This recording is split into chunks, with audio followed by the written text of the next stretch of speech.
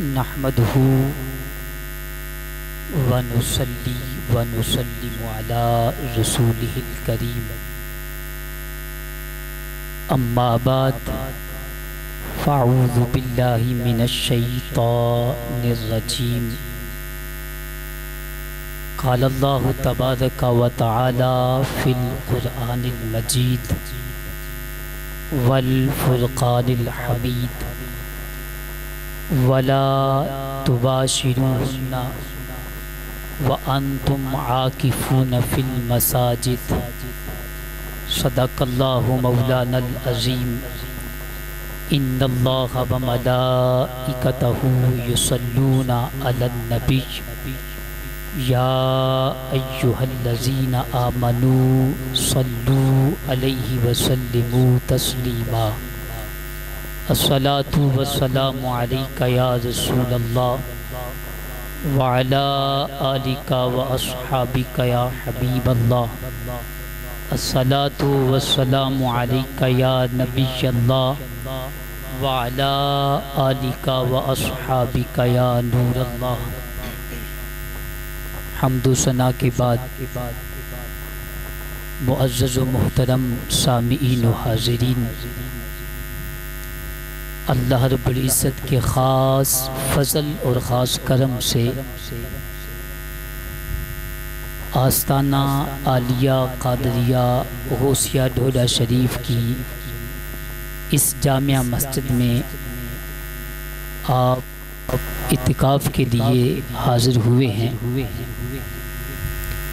رمضان المبارک کے ان مقدس و بابرکت لمحات میں اپنے رب کو راضی کرنے کے لیے ان اولیاء کاملین کے قدموں میں حاضر ہونا اللہ رب العزت اپنی بارگاہ میں قبول فرمائے، اور یقین ہے یقیناً ہم سب اس وقت اللہ رب العزت کی خاص رحمتوں کے سائے میں ہیں۔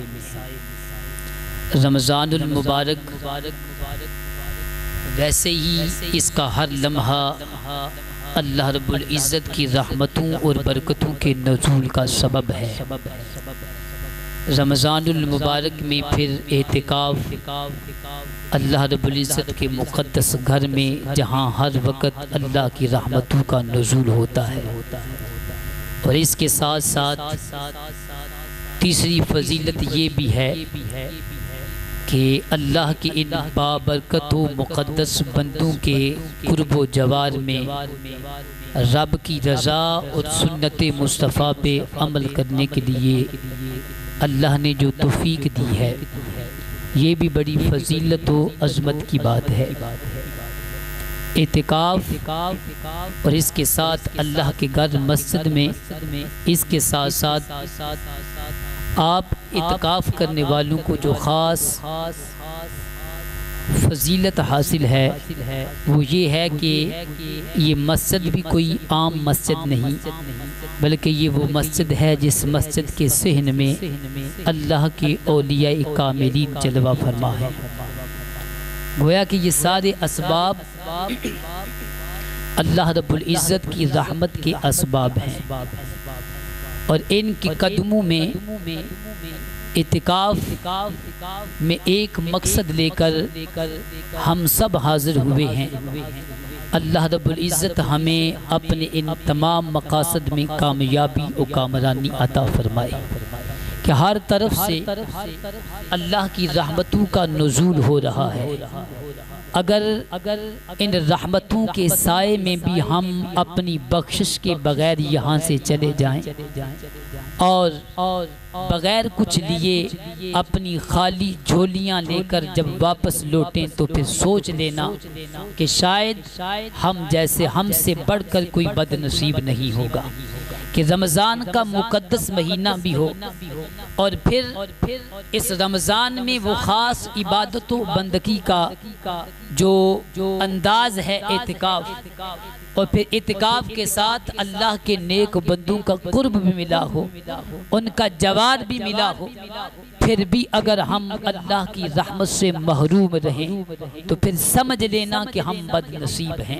کہ جنہیں ان تمام وسائل و اسباب کے باوجود اللہ رب العزت کی رحمت نصیب نہ ہوئی، ان تمام اسباب و وسائل کے باوجود اگر اپنے گناہوں کی بخشش نہ کروا سکے تو پھر زندگی میں وہ کون سا موقع ہوگا، وہ کون سی جگہ ہوگی،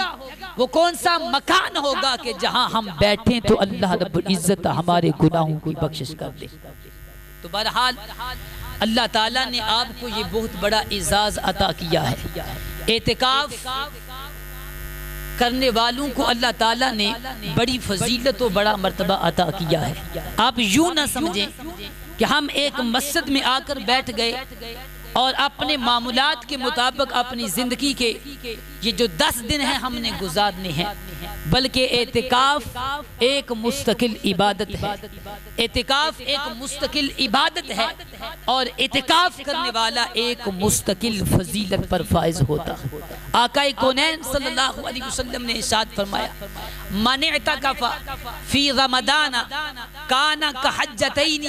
والعمرتین، فرمایا جس نے رمضان میں اعتکاف کیا اللہ رب العزت اسے 2 حج و 2 عمروں کا ثواب عطا فرماتا۔ وہ مسجد میں بیٹھا ہے، وہ کعبے کا طواف نہیں کر رہا، وہ اللہ کے گھر میں بیٹھ کر اگر وہ غربت کی زندگی بسر کر رہا ہے، اس کے پاس حج کے اسباب نہیں، اللہ کے رسول نے اس کے لیے حج کرنا، حج کا ثواب لینا آسان کر دیا ہے۔ میں میری امت کے غربا لوگوں، تم پریشان نہ ہو، اگر تم کعبے میں نہیں جا سکتے، تم رمضان کی آخری 10 دن اپنے محلے کی مسجد میں بیٹھ جانا، اللہ رب العزت تمہیں 2 حج کا ثواب بھی عطا فرمائے گا، 2 عمروں کا ثواب بھی عطا فرمائے گا۔ اب حج کے لیے انسان مال خرچ کرتا ہے اور اپنے گھر والوں سے جدائی، پھر سفر کے مصائب، سفر کی صعوبتیں اور مشقتیں، یہ سب کچھ برداشت کرتا ہے، پھر جا کر وہ کہیں حاجی بنتا ہے، لیکن حاجی بننے کے باوجود وہ قسم اٹھا کر یقین سے نہیں کہہ سکتا کہ رب نے میرے حج کو قبول کر دیا ہے۔ تم کتنے نصیب خوش نصیب لوگ ہو، اللہ کے محبوب فرماتے ہیں تمہیں اس حج کا ثواب ملے گا جو حج رب کی بارگاہ میں قبول ہے، تمہیں اس عمرے کا ثواب ملے گا جو عمرہ اللہ کی بارگاہ میں منظور ہے۔ بلکہ امام حسن بصری رحمت اللہ علیہ فرماتے ہیں، آپ فرماتے ہیں جو اللہ کے گھر میں رمضان کے آخری 10 دن کا اعتکاف کرتا ہے، میں اس کو ہر روز اللہ تعالیٰ ایک حج کا ثواب عطا فرماتا ہے۔ 2 حج یا 2 عمرے کی بات نہیں، میں اس کو ہر روز اللہ رب العزت ایک حج کا ثواب عطا فرمائے گا۔ اور فرمایا کہ جب وہ چاند رات کو اپنے گھر لوٹے گا تو وہ ایک حج کرنے والا نہیں، وہ 10 حج کرنے والا بن کر اپنے گھر میں لوٹے گا۔ اللہ اکبر یا رسول اللہ۔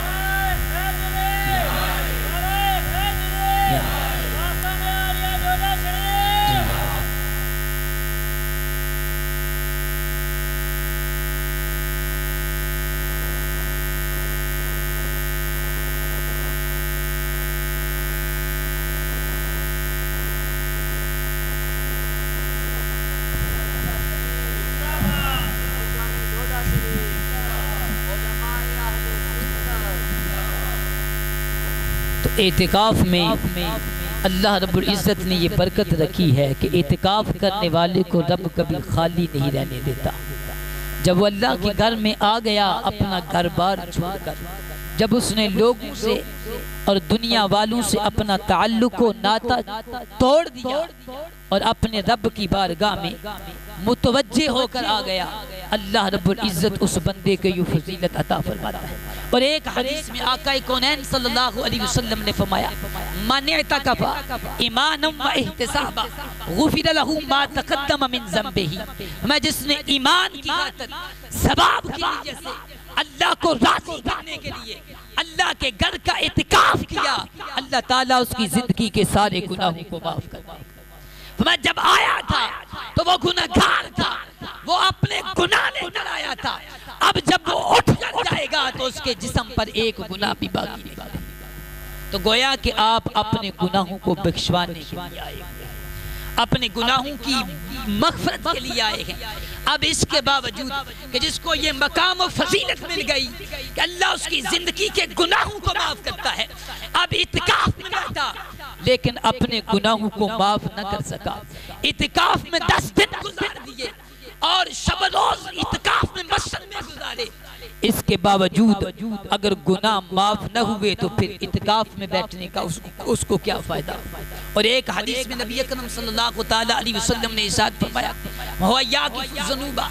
یہ بھی فضیلت ہے اعتکاف میں۔ جب وہ مسجد میں اعتکاف کے لیے آ جاتا ہے تو فرمایا کہ پھر اس کو فضیلت کیا ملتا ہے، کیا ملتی ہے؟ وَهُوَ يَعْكِفُ الذُّنُوبَ، فرمایا کہ وہ گناہوں سے بچا رہتا ہے۔ وہ مسجد سے باہر تھا، وہ لوگوں کی غیبت کرتا تھا، وہ گناہ کرتا تھا، وہ جھوٹ بولتا تھا، وہ بدنگاہی کرتا تھا۔ ہوا یاقف الذنوب، وہ جب مسجد میں آ گیا وہ گناہوں سے بچ گیا، تو میں اب اس کو فضیلت یہ ملے گی کہ جب مسجد میں آ گیا، مسجد میں آنے سے پہلے وہ جو نیکی کرتا رہا ہے، جب مسجد میں آ گیا اللہ رب العزت پھر بھی اس کو اس نیکی کا ثواب عطا کرتا ہے۔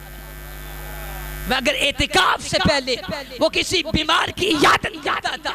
اب وہ عیادت نہیں کرتا، اسے عیادت کرنے کا پھر بھی ثواب ملے گا۔ اگر وہ نماز جنازہ ادا کرتا تھا،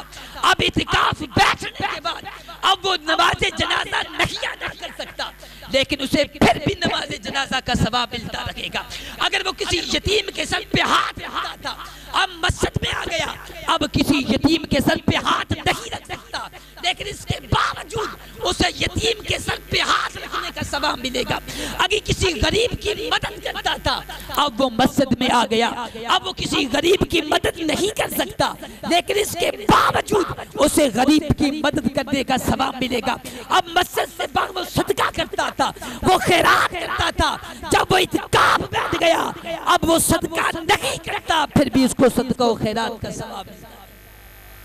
آپ مسجد میں آ گئے،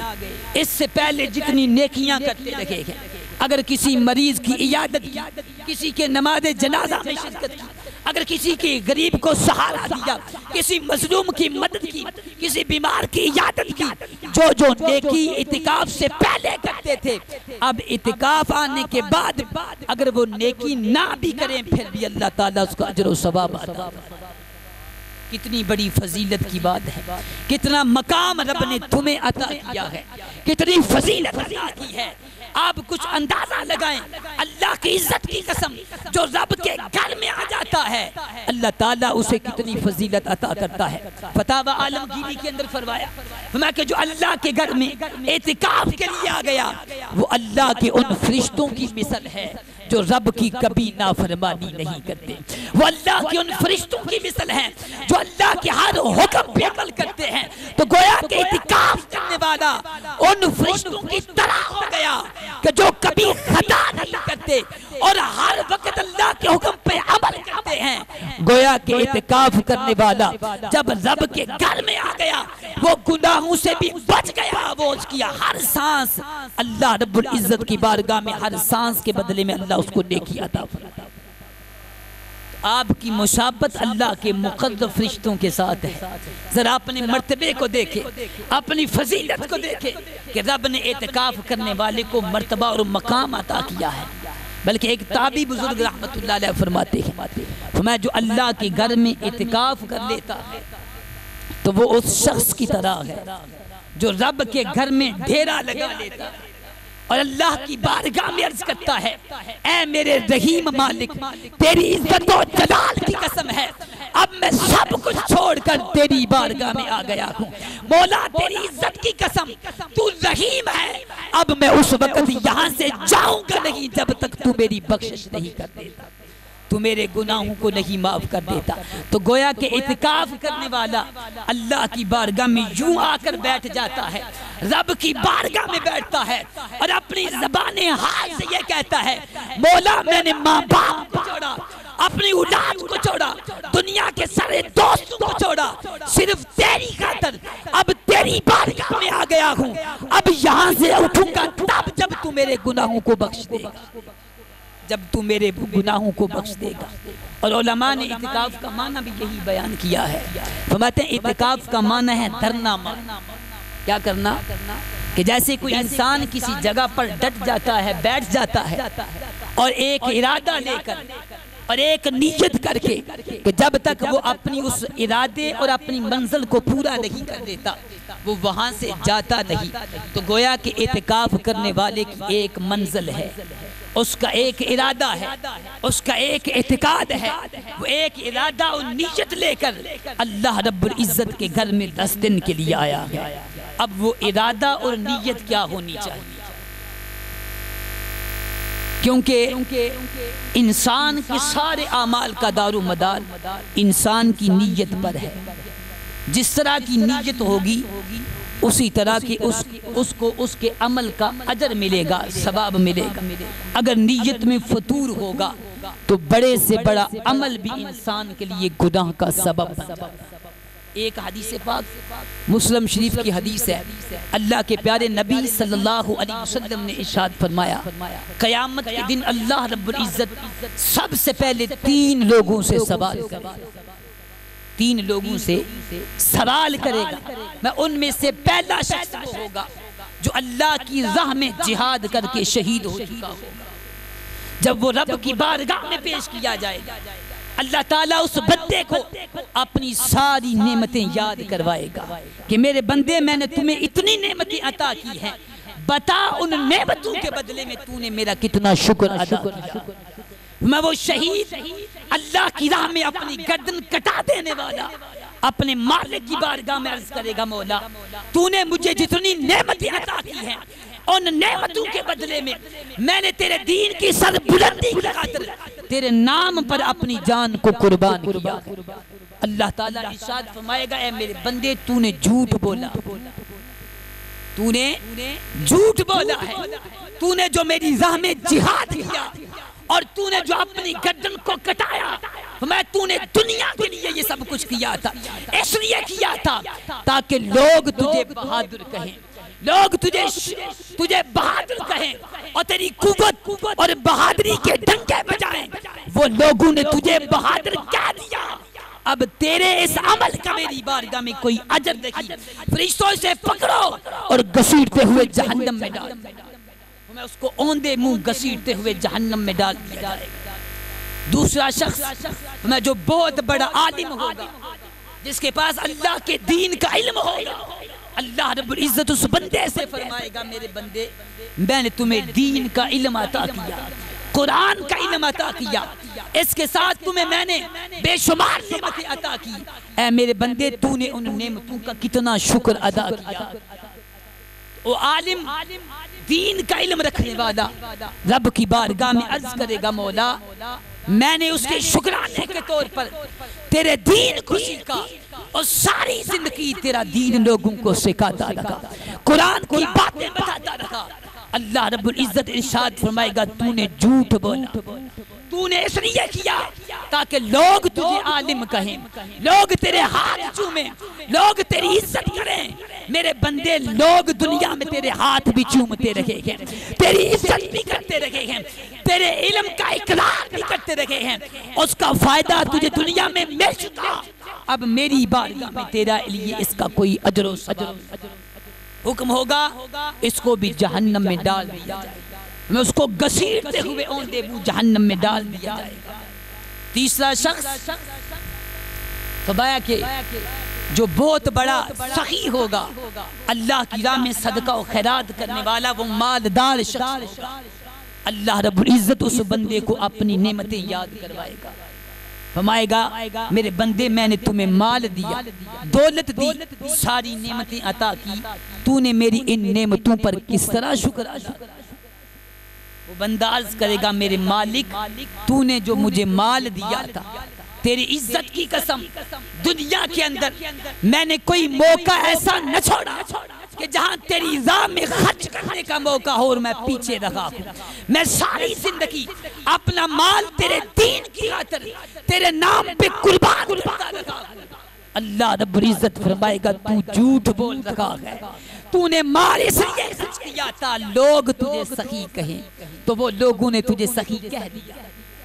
لوگ تیری سخاوت کا اقرار کر چکے، اب تیرے اس عمل کا میری بارگاہ میں کوئی اجر و ثواب نہیں۔ میں فرشتوں اسے بھی پکڑو اور اسے جہنم میں ڈال، میں اسے بھی اوندے منہ گھسیٹتے ہوئے جہنم میں ڈال۔ کتنے بڑے عظیم عمل کیے، لیکن ایک نیت کے فتور کی وجہ سے ان کا وہی عمل ان کے لیے جہنم کا سبب بن گیا۔ اس شہید کی جان باقی نہ رہی، اس عالم نے ساری زندگی اللہ کے دین کی تبلیغ کی، مصائب و آلام برداشت کیے۔ وہ سخاوت کرنے والا اللہ کے دیے ہوئے مال میں سخاوت کرتا رہا،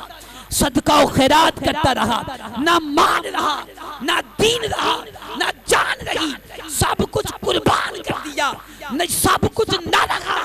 لیکن افسوس اس بات کا کہ رب کی رضا بھی نہ مل سکی،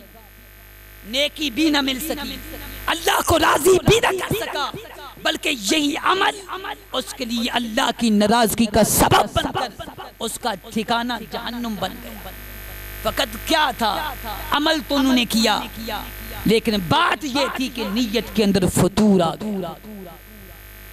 میرے اعتکاف بیٹھنے والے بھائیوں،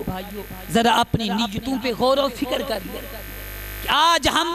اللہ کے ان برگزیدہ بندوں کے قدموں میں اللہ کی رضا کے لیے، اس رب کی بندگی عبادت کے لیے آئے ہیں۔ سوچ لینا کہ کہیں ہماری نیت کچھ اور تو نہیں۔ اگر ایسا ہے تو پھر ہمارے یہ 10 دن کہ جو ہم نے رمضان کی ان بابرکت راتوں میں، ان بابرکت لمحات میں ہم گزارنے ہیں، سمجھ لینا کہ میرے یہ 10 دن ضائع۔ کتنے یہ بابرکت لمحات ہیں،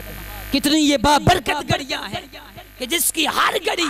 جس میں انسان کو ہر سانس کے بدلے میں نیکی مل رہی ہے۔ رمضان کی ہر شام کے وقت 10 لاکھ گناہگاروں کی بخشش ہو رہی ہے۔ کتنے مقدس یہ ایام و لمحات ہیں۔ اگر نیت میں تھوڑا سا فتور آ گیا، اگر نیت میں تھوڑا سا نقص آ گیا، تو یہ ساری عبادتیں ہمارے منہ پہ ماری جائیں گی، ہماری کوئی عبادت ہمارے کام نہیں آئے گی۔ اعتکاف اللہ رب العزت اور آقا کونین صلی اللہ علیہ وسلم کی ایک بہت بڑی سنت ہے، اور اللہ تعالیٰ کو راضی کرنے کا ایک بہترین طریقہ کہ جب انسان سب کو چھوڑ دیتا، اپنے ان دوستوں کو، اپنے ان رشتہ داروں کو، گویا کہ دنیا سے تعلق توڑ کر اللہ کے گھر میں آ کر رب کی طرف متوجہ ہو جاتا اور اللہ رب العزت کی بارگاہ میں آ جاتا ہے۔ اب اس انسان کو کتنا مرتبہ و فضیلت ملنا تھا، لیکن اس کی ایک نیت کی وجہ سے وہ ان ساری فضیلتوں سے محروم ہو کر اللہ رب العزت کا مجرم بندہ بن گیا۔ اس لیے اللہ تعالیٰ نے آپ کو یہ فضیلت و مقام دیا ہے، اور یہ بڑے نصیب و مقدر کی بات ہے، ورنہ ہم لوگوں کے پاس دنیا کے لیے تو پوری زندگی ہے، لیکن اللہ کی بندگی اور عبادت کے لیے ہمارے پاس وقت نہیں۔ آپ خوش نصیب ہیں کہ آپ نے اپنے اس وقت کو اللہ رب العزت کے لیے نکالا، اللہ کی عبادت و بندگی کے لیے نکالا، اور یہ آپ کی خوش نصیبی رب کی توفیق سے ہے۔ اللہ نے توفیق دی تو آپ اس کے گھر میں آئے۔ اگر اللہ رب العزت کی طرف سے توفیق نہ ہوتی تو کتنے مسلمان باہر گلیوں میں گھوم پھر رکھے،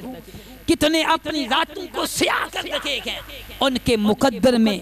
رمضان کی ان بابرکت راتوں میں کہاں ان کے نصیبوں میں اللہ کی بندگی اور عبادت۔ اللہ تعالیٰ نے آپ کو یہ اعزاز عطا کیا ہے، اور اس اعزاز سے اور اس وقت و موقع سے فائدہ حاصل کرتے ہوئے اب اپنی یہ خالی جولیاں خالی نہیں بلکہ بھر کے لے کر جانا، اللہ کو راضی کر کے جانا، اللہ رب العزت کی بارگاہ سے اپنے گناہوں کی معافی مانگ کے جانا۔ اگر اس کے باوجود ہمارے گناہوں کی بخشش نہ ہوئی، ہم اپنے گناہوں کو بخشوا نہ سکے، تو پھر سمجھ لینا کہ ہم اعتکاف میں نہیں تھے، ہم تو اپنی دنیا کی زندگی گزار رہے تھے۔ تو اعتکاف کرنے والا معتکف، اس کو بیک وقت اللہ رب العزت کی طرف سے کتنی فضیلتیں اور برکات حاصل ہیں۔ اعتکاف کرنے کی اذن اور ارادے سے جو مسلمان یہاں تشریف فرما ہیں ان کے لیے ایک اہم مسئلہ جو ہے وہ یہ ہے کہ اعتکاف میں کیونکہ ہم اللہ کے گھر مسجد میں ہیں تو سب سے پہلے مسجد کی تعظیم ادب و احترام ہم پر ضروری ہے، کیونکہ ہم نے 10 دن 24 گھنٹے اللہ کے اس مقدس گھر میں گزارنے، اب ان مقدس لمحات میں ہم پر کیونکہ ہم نے ہر وقت مسجد میں رہنا ہے، اس لیے اس مسجد کی تعظیم ہمارے لیے ضروری ہے۔ مسجد کے اندر پھر اعتکاف کی عالم و کیفیت کے اندر پھر مسجد بھی وہ کہ جس مسجد کا تعلق اللہ کے برگزیدہ بندوں سے ہے، اس مسجد میں اعتکاف میں بیٹھ کر اگر ہم دنیا کی باتیں کرتے رہیں، آپس میں ہنسی مذاق کرتے رہیں تو پھر ہمیں اس اعتکاف کا کوئی فائدہ نہیں۔ اللہ کے رسول فرماتے ہیں الضحک فی المسجد ظلمۃ فی القبر، فرمایا کہ مسجد میں ہنسنا قبر میں اندھیرا لاتا ہے۔ مسجد میں ہنسنا انسان کی قبر کو روشن نہیں کرتا بلکہ انسان کی قبر کو سیاہ کر دیتا ہے۔ اور ایک فتاوی رضویہ کے اندر امام اہل سنت اعلی حضرت فاضل بریلوی رحمۃ اللہ علیہ نے ایک روایت نقل کی،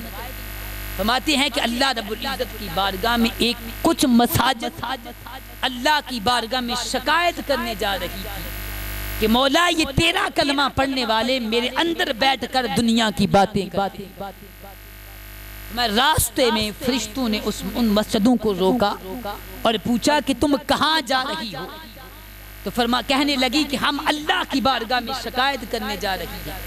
تو فرشتوں نے کہا رک جاؤ کہ رب نے ہمیں ان لوگوں کو تباہ و برباد کرنے کے لیے بھیجا ہے جو اللہ کے گھر میں بیٹھ کر دنیا کی باتیں کرتے ہیں، اللہ کے گھر میں بیٹھ کر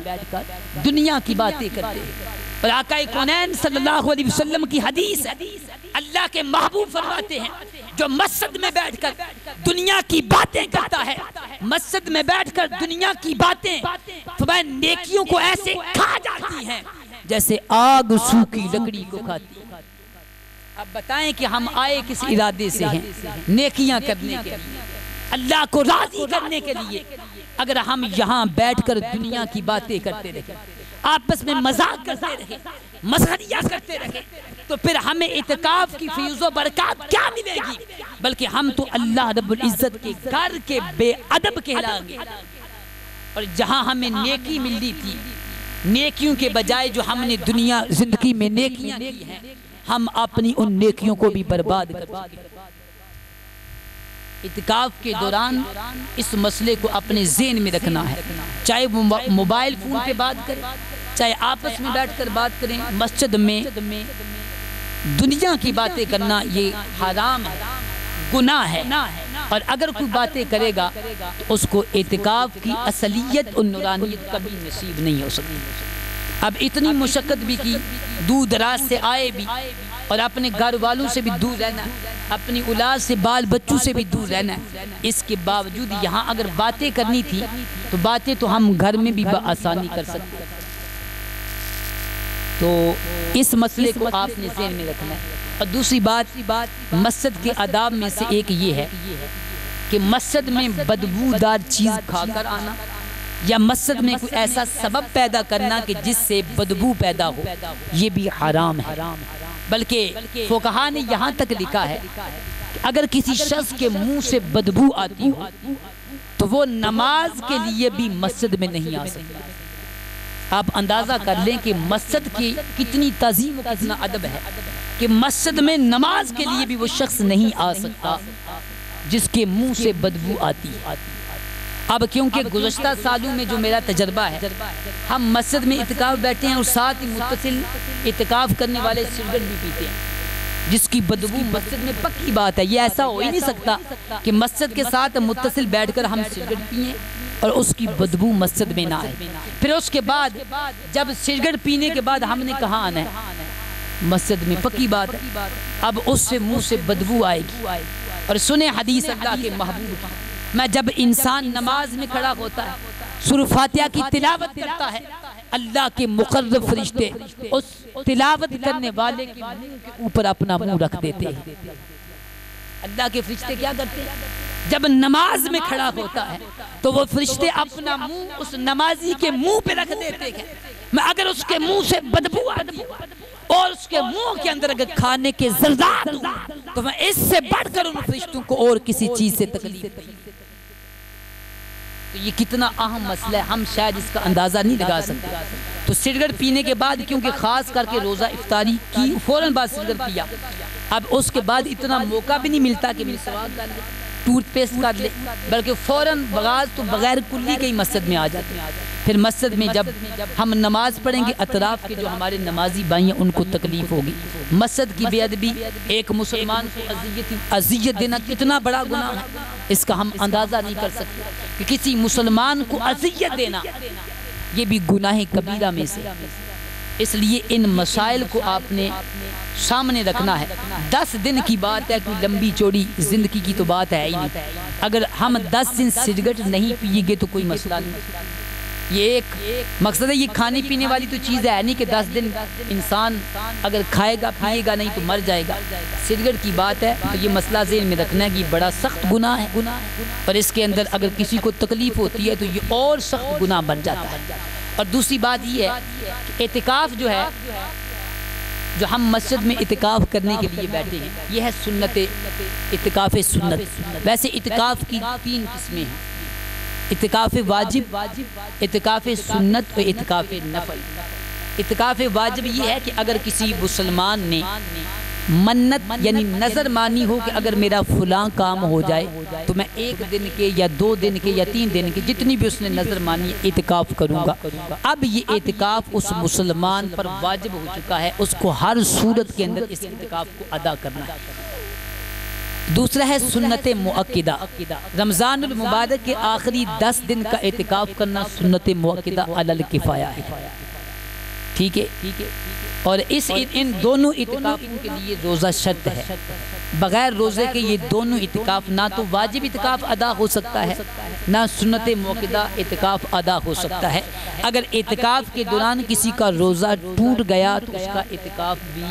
ٹوٹ جائے گا. تیسرا ہے اعتکاف نفل. اعتکاف نفل کیا ہے؟ وہ اس کے لیے کوئی مدت کوئی معین نہیں ہے، بلکہ ایک لمحے کے لیے بھی اگر وہ مسجد میں آ جاتا ہے اور اعتکاف کی نیت کر لیتا ہے تو وہ اعتکاف نفل کرنے والا کہلائے گا اور اس کو اعتکاف کا ثواب ملے گا. حضرت سیدہ عائشہ صدیقہ رضی اللہ تعالی عنہا فرماتی ہیں جو اللہ کی رضا کے لیے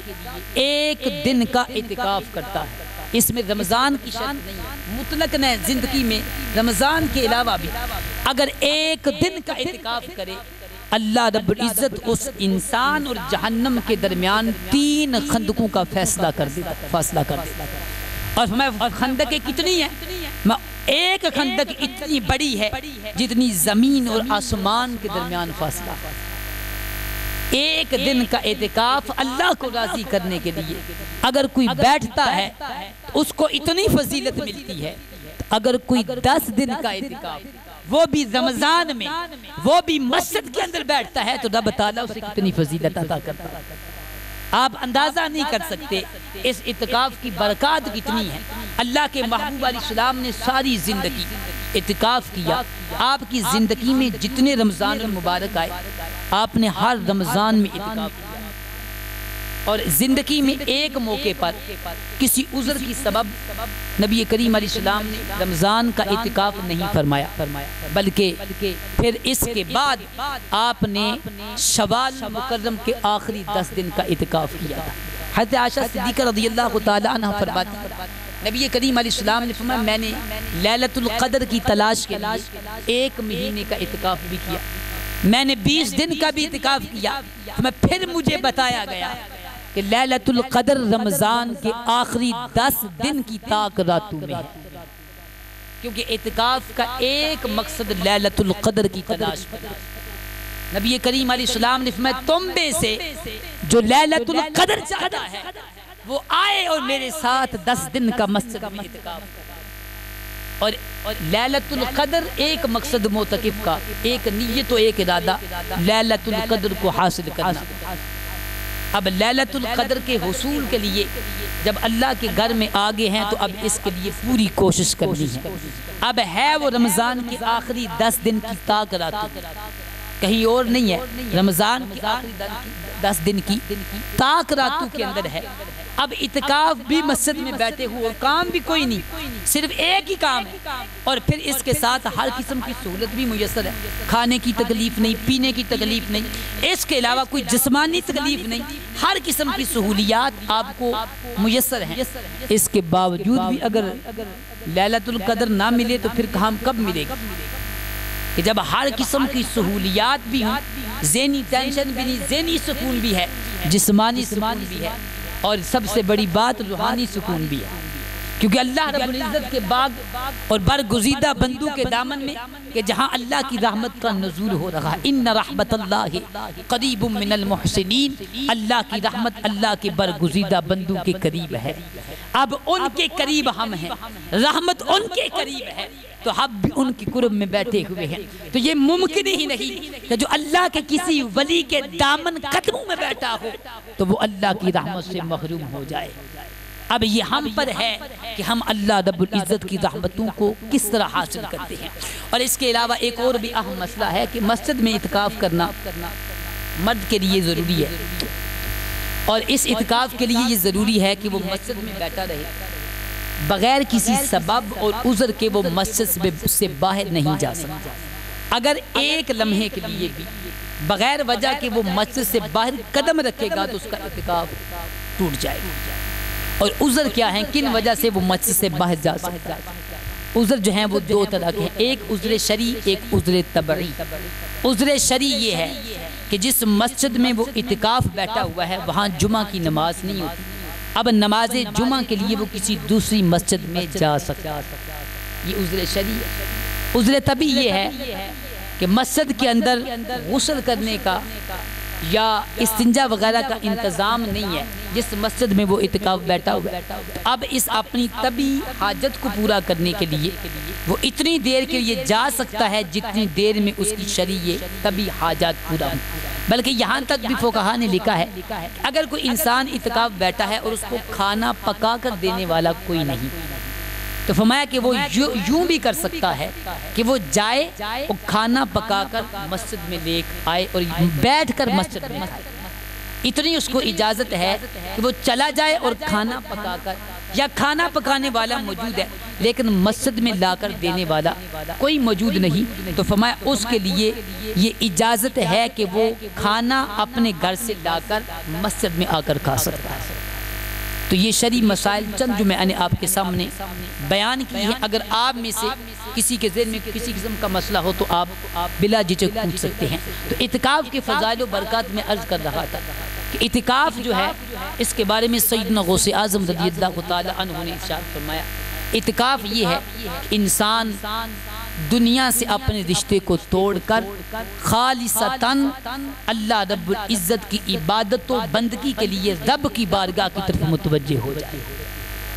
دنیا سے تعلق توڑ کر اللہ رب العزت کے ساتھ اپنا تعلق جوڑ دے، اللہ رب العزت کی رحمت کے ساتھ اپنا تعلق جوڑے، گویا کہ اپنے ذہن سے تمام تر خیالات نکال کر اللہ کی بندگی عبادت کا تصور باندھ لینا، مسجد میں آ کر اس کو اعتکاف ہے۔ اگر اعتکاف میں آ کر بھی دنیا کا تصور رہے، ٹینشن رہے کہ گھر میں کیا ہو رہا ہے، موبائل فون ہمارے پاس موجود ہیں، اور اعتکاف کے اندر یہ باتیں بھی عام دیکھنے کو ملتی ہیں کہ نوجوان اکثر دوست بیٹھے ہوئے ہیں تو وہ اپنی روٹین کے مطابق جس طرح وہ اعتکاف سے ہٹ کر اپنی روٹین تھی موبائل کے ساتھ ان کی، وہ اسی روٹین کے ساتھ اعتکاف کے دوران بھی ان لمحات کو گزارتے ہیں۔ تو یہ ایک ایسی بیماری ہے، وہ ایک ایسی چیز ہے کہ جو انسان کے جسم سے جدا نہیں ہوتی، ہر وقت یہ آپ کے پاس ہے، تھوڑی دیر ہوگی تو کبھی کسی دوست کا فون آ رہا ہے، کبھی گھر سے فون آ رہا ہے، کبھی کسی دوست کا فون آ رہا ہے، کبھی خود جو ہے تھوڑی دیر کے لیے اب کسی دوست کو فون کر دیا۔ اب یہ جو ساری چیزیں ہیں یہ اللہ تعالیٰ سے توجہ ہٹانے والی چیزیں ہیں،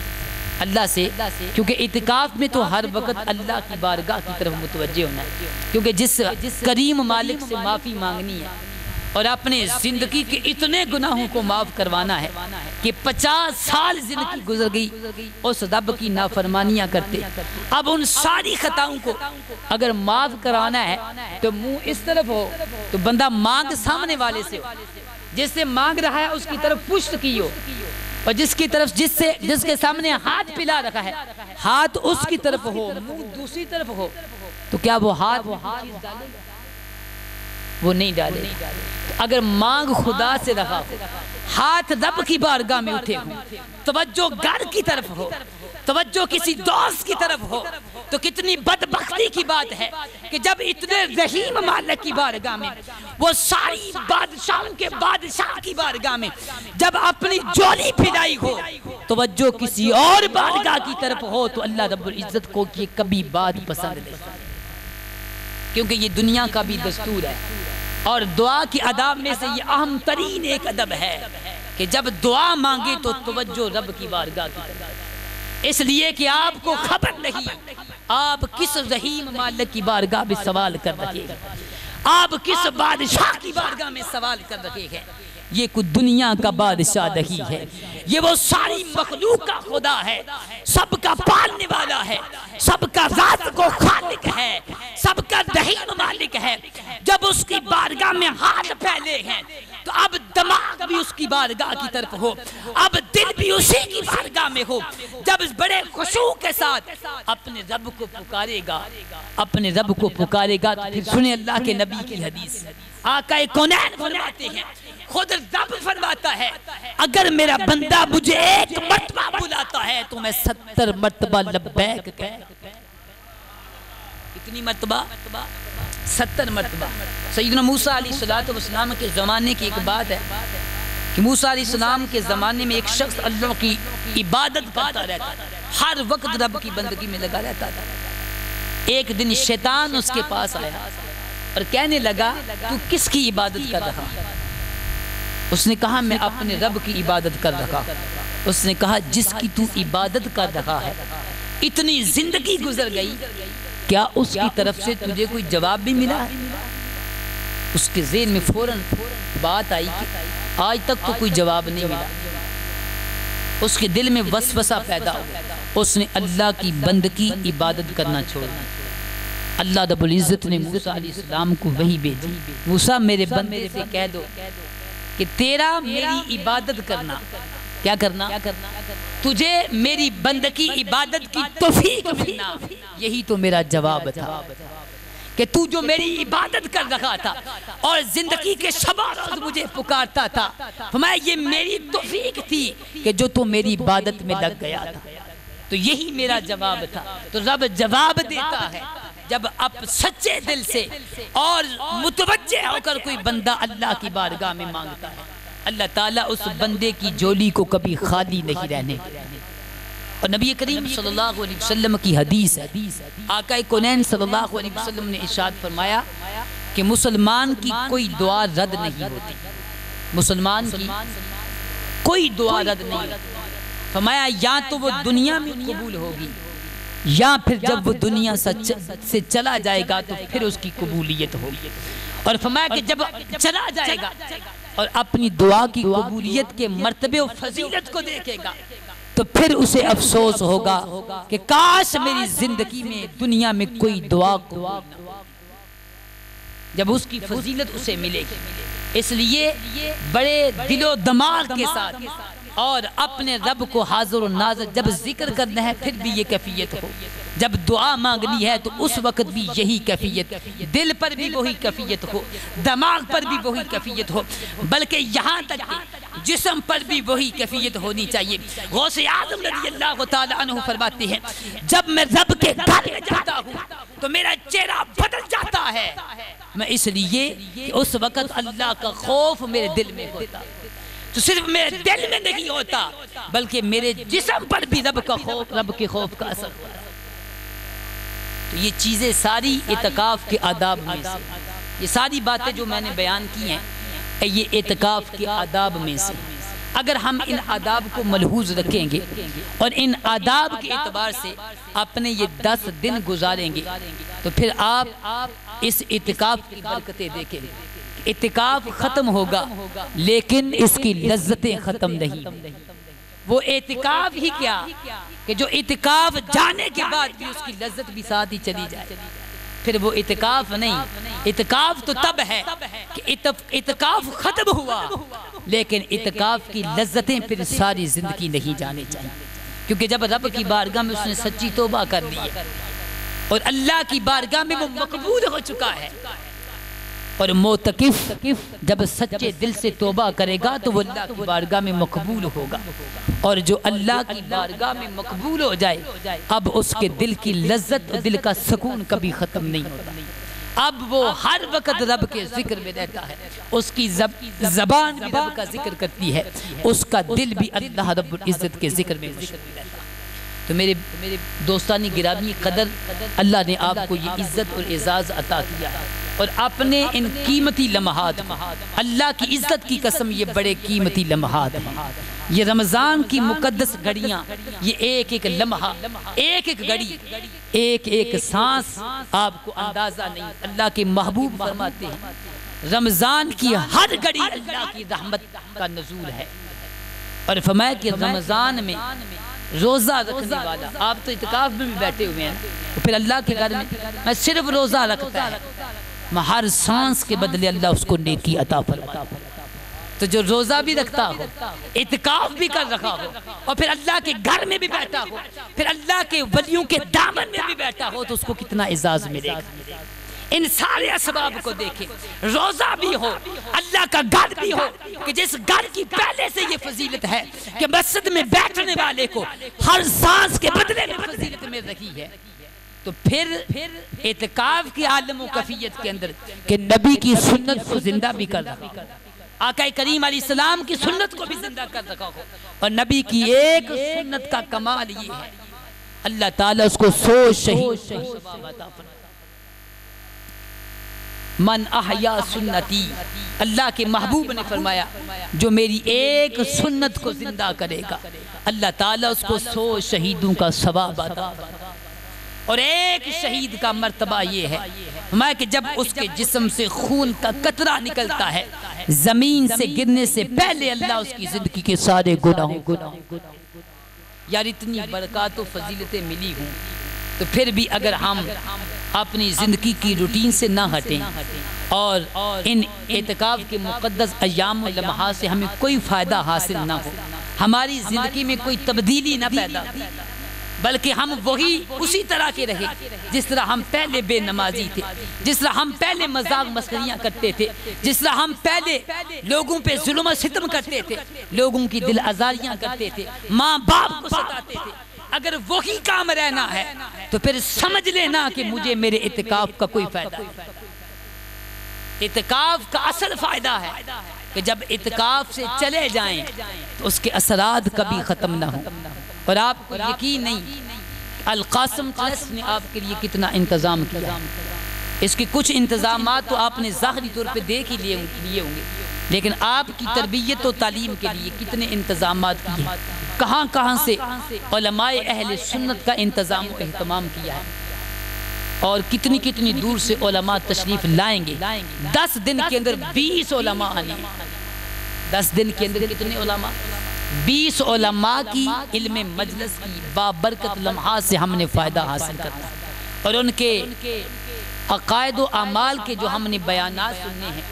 کوشش کر کے بڑے خشوع و خضوع کے ساتھ اور وقت نکال کے، یہ نہیں کہ ادھر عالم صاحب بیان کر رہے ہیں ادھر ہم پاؤں پھیلائے مسجد میں لیتے ہوئے۔ اب القاسم ٹرسٹ نے اپنی ذمہ داری پوری کر دی، ان کا کام تھا کہ ہماری تعلیم و تربیت کے لیے انتظام کرنا، تعلیم و تربیت کا انتظام انہوں نے کیا ہے، سننا ہم نے خود اپنے کانوں سے، کسی نے پکڑ کر ہمارے کانوں میں کوئی بات ڈالنی نہیں، اور انشاءاللہ اللہ تبارک و تعالیٰ کے فضل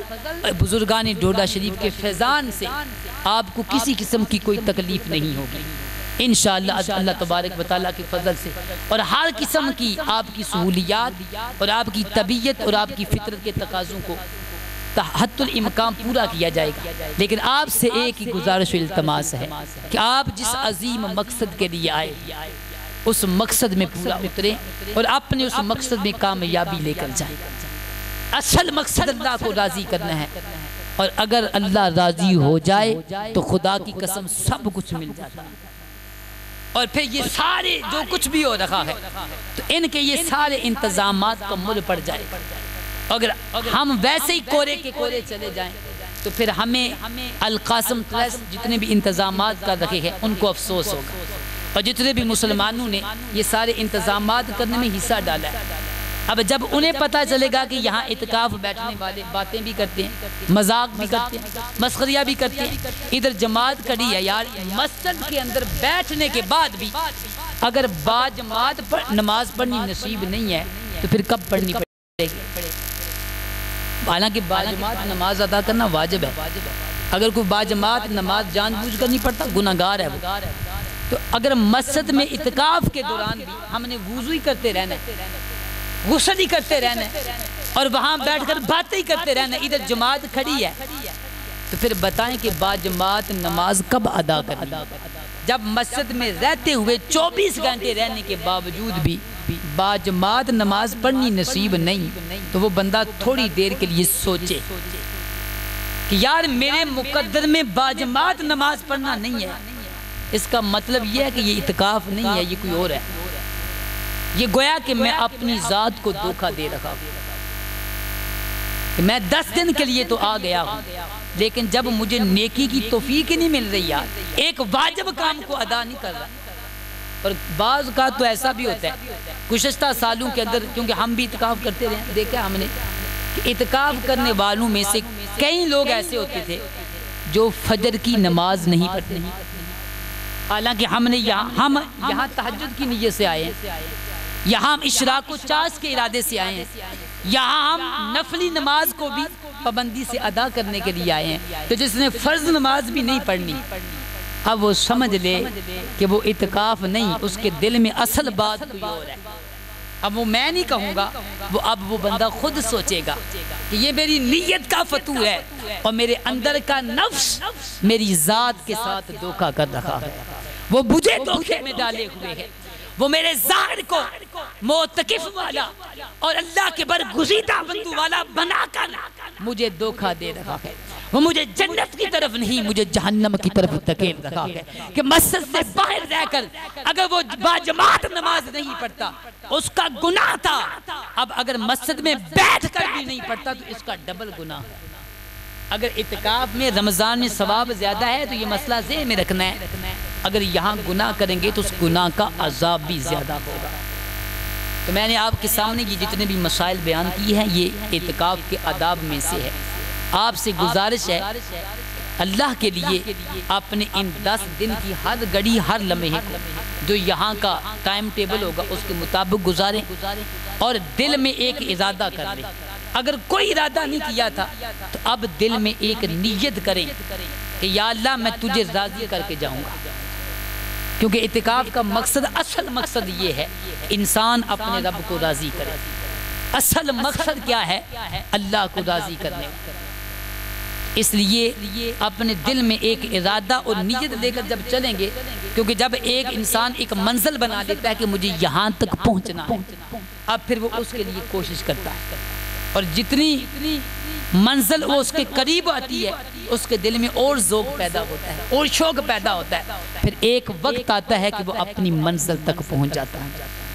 تو اس لیے اپنے معاملات کو دیکھیں۔ اگر آپ کے پاس موبائل فون ہیں، یہ بالخصوص میں آپ سے عرض کروں گا کیونکہ موبائل فون کے اندر بعض اوقات ٹیونیں لگی ہوتی ہیں جس میں میوزک ہوتی ہے، اور نبی کریم علیہ السلام کی ایک حدیث سنی، نبی کریم علیہ السلام نے فرمایا ایک زمانہ آئے گا، ایک وقت آئے گا کہ جب مسجد میں لوگ فرمایا کہ میوزک چلائیں گے، کیا کریں گے؟ ایک وقت آئے گا کہ مسجدیں دلہن کی طرح ہوں، وہاں عبادت کرنے والے نہیں بلکہ وہاں گانے باجے سننے والے۔ اور ایک حدیث میں نبی کریم صلی اللہ تعالیٰ علیہ وسلم یاتی زمان، لوگوں میں ایک زمانہ آئے گا، میں وہ زمانہ کیا ہوگا؟ میں کہ لوگ اللہ کے گھر میں بیٹھ کر دنیا کی باتیں کریں گے، اور میں سنو میری بات سننے والوں، میری حدیث سننے والوں، میں کہ جو مسجد میں بیٹھ کر دنیا کی باتیں کرے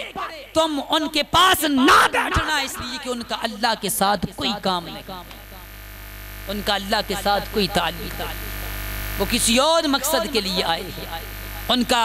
اللہ رب العزت کے ساتھ کوئی کام نہیں، وہ عبادت و بندگی کے لیے نہیں، وہ کسی اور مقصد کے لیے آئے ہیں۔ لہٰذا ایسی شخص ایسی مجلس میں تو میں کبھی نہ بیٹھنا کہ جس مجلس میں مسجد میں بیٹھ کر دنیا کی باتیں ہو رہی ہیں۔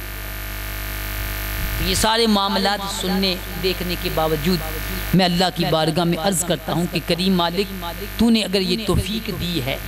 اپنی رحمت کا صدقہ ہمیں اس پر استقامت بھی عطا فرما، اور ہمیں اپنے نفس اور شیطان کے مکر و فریب سے بچا کر مولا اعتکاف کی فضل و برکات کو حاصل کرنے کی توفیق عطا فرمانا۔ وما علینا الا البلاغ المبین۔